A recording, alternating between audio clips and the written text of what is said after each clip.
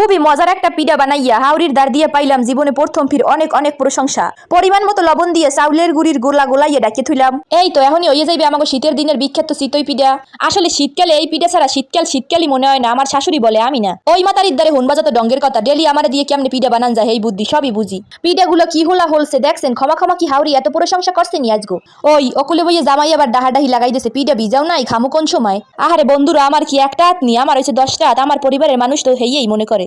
যাই হোক, এখানে 1.5 লিটারের মতন দুধ জাল দিয়ে নিছিলাম, এর মধ্যে দিয়ে দিছি খেজুরের মিঠা। এরপর পিঠাগুলো সব এই দুধের মধ্যে ছাড়িয়ে দিছি। পিঠা ভিজুক আর না ভিজুক অকুলে সবাই থাল লইয়া রেডি। লগে লগে উঠাই দেন যায়, একটু বেজতে সময় দেওয়া লাগবে না। এরপর দিমো এর মধ্যে না হইল হ্যাঁ দিই নাই, এখনো বেদি হয়ে গেছে। কিছু পরিমাণে না হইল দিয়ে এখন লারিয়ে সারিয়ে দুধের সাথে একদম না হইল মিশাই দিলাম। খাওয়ার লাগে যে আর তোর শৌক আর না শৌক এটা আধা ঘন্টার লগে আমি ডাইকে তুমি নালে মধ্যে কিছুই আনবে না। আধা ঘন্টা পর খাইতে দিছি, দেখছেন রসে কেমনে টয়টম্বুর হয়ে গেছে। আমার হাউরি আম্মায় খাইয়ে কয়, তুমি তো বেশি কাম কাজ পারো না, এত সুন্দর পিঠা বানানি তুমি কি আর দ্বারা হেকছো। যাই হোক, আপনারাও কিন্তু এই মজার পিঠাটা বানাই হাউরির দায়িত্বে অনেক অনেক প্রশংসা